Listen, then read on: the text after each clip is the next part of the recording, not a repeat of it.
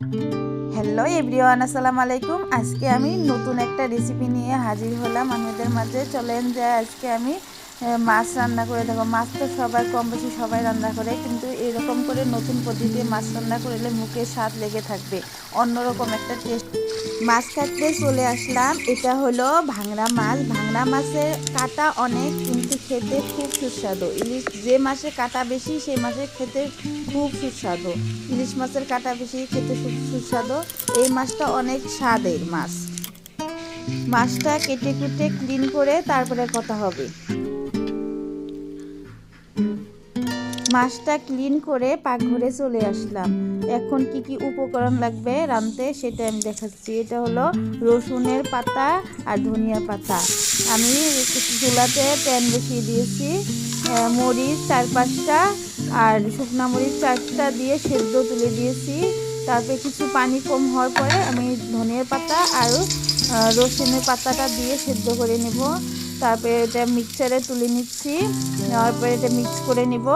Mix করার পরে এই ফাঁকে আমি মাছগুলো কেটে লবণ হলুদ মরিচ দিয়ে মেখে নিব। মেখে নিয়ে আমি গ্যাসের চুলাতে আমি প্যান বসিয়ে দিচ্ছি। 1 কাপ পরিমাণ সরিষার তেল দিয়ে দিলাম। এখন গরম হওয়ার পর্যন্ত আমি, না হলে তলে লেগে যাবে মাছগুলো। গরম হওয়ার পরে মাছগুলো দিয়ে আস্তে আস্তে দিয়ে ভেজে নেব।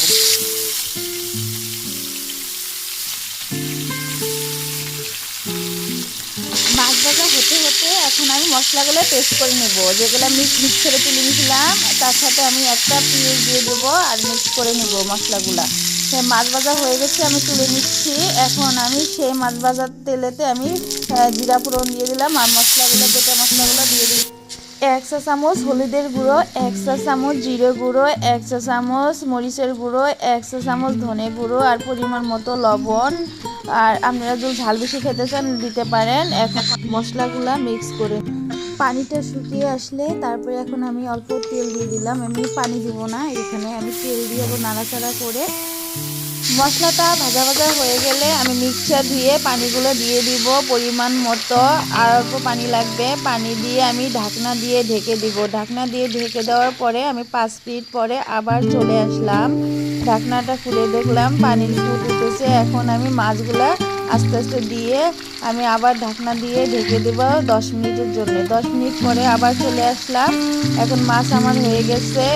ফ্রেশ ধনেপাতা দিয়ে দিলাম মাছের উপরে। এরকম করে নতুনভাবে রান্না করলে দেখতে যত সুন্দর লাগছে, খেতে কিন্তু খুব দুর্দান্ত সুস্বাদু হবে। আপনারা আঙ্গুল চেটে পুটে খাবেন। রেসিপি যদি ভালো লাগে তো লাইক কমেন্ট শেয়ার করবেন। আল্লাহ হাফেজ, সবাই ভালো থাকবেন।